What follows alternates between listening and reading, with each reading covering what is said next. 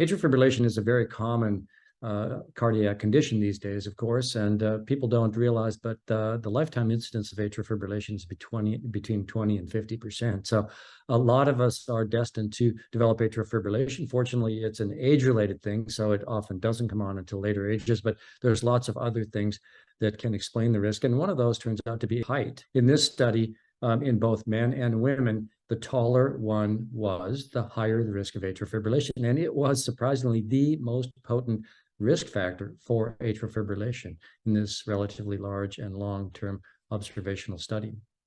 Hi, I'm James O'Keefe. I'm a cardiologist in Kansas City, Missouri at the Mid-America Heart Institute of St. Luke's Hospital.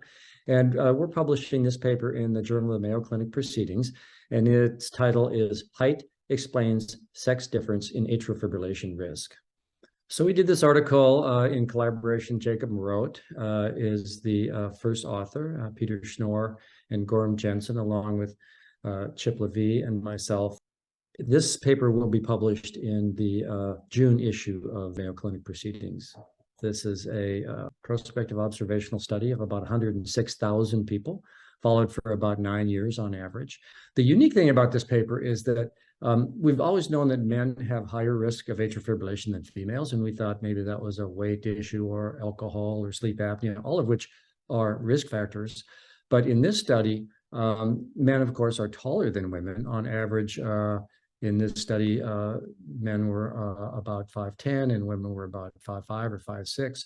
And for every 4 inches or 10 centimeters increased in height, there was about a 50% increased risk of atrial fibrillation, starting with a height of about 5'5" for females and 5'9" for males. And when we adjusted for the higher height in men, the risk of atrial fibrillation was similar, identical in men and women.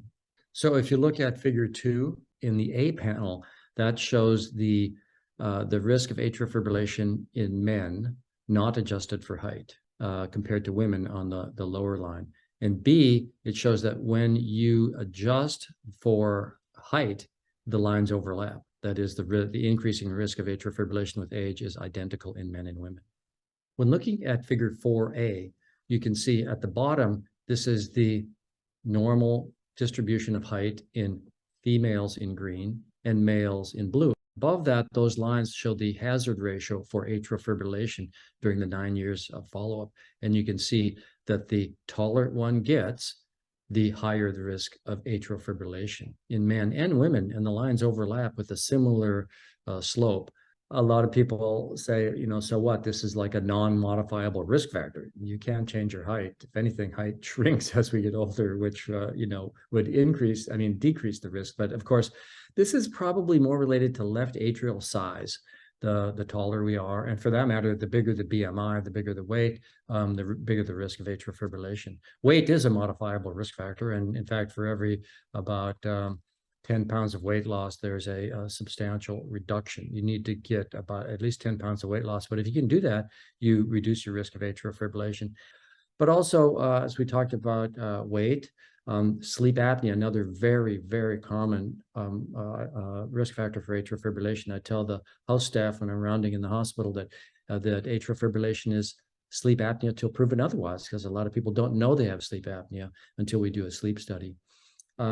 Smoking is a risk factor. Exercise is also a risk factor. Not enough exercise increases risk of atrial fibrillation, but extreme, excessive chronic exercise, like chronically doing Ironman triathlons or chronically running marathons, can also increase risk of atrial fibrillation. For clinicians, this is important too. When I see this all the time in the hospital, when somebody's laying in the hospital bed and they came in last night with atrial fibrillation, you can tell they look a little, lanky in the bed, and I'll ask them, "How tall are you?" And they say, "I'm 6'4". Why? I say, "Well, John, you're a little unusual in that, like, you don't have sleep apnea, you don't drink too much, your blood pressure is normal. I think your major risk factor is height." And so clinicians need to understand this is a risk factor, because it helps to modify their treatment plan with respect to, as I say, the other risk factors for atrial fibrillation. I think the major takeaway from this is that if you're tall, and there are people, famous athletes, for instance, like Larry Bird or Kareem Abdul-Jabbar, who have atrial fibrillation, and of course these are very tall basketball players. But people with height, which is generally an advantage in sports, is a disadvantage in atrial fibrillation. So those people want to be especially careful and talk to their doctor about what you can do to reduce your risk of atrial fibrillation in modifiable risk factors, because there are a lot of things that one can do to reduce risk of atrial fibrillation, like cut back on alcohol. It's a huge, previous generations of cardiologists called atrial fibrillation holiday heart syndrome, because people would show up, on New Year's Day or the day after 4th of July with they'd see the emergency department had a lot more atrial fibrillation in it. Well, to summarize, this study shows that the increased risk of atrial fibrillation in men compared to women was entirely explained by the taller stature of the males.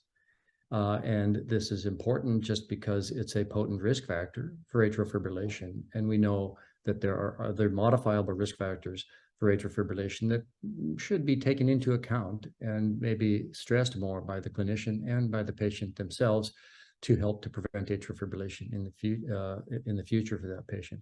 With respect to future work on this, we always like to see a study replicated, and this is the first time this sex difference in atrial fibrillation has been fully explained by height, and so it would be nice to see a confirmatory study. Although there's no question there have been several other studies showing that increased height increases risk of atrial fibrillation.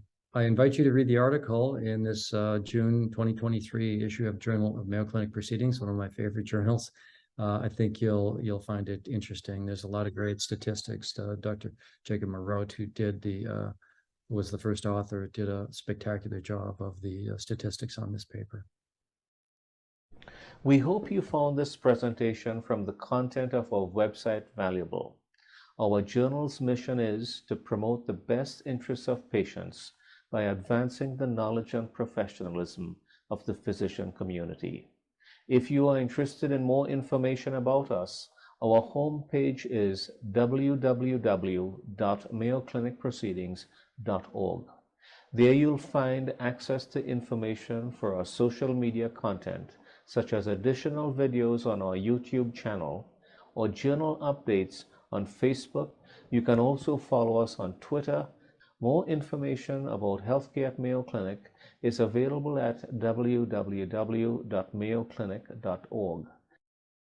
This video content is copyrighted by Mayo Foundation for Medical Education and Research.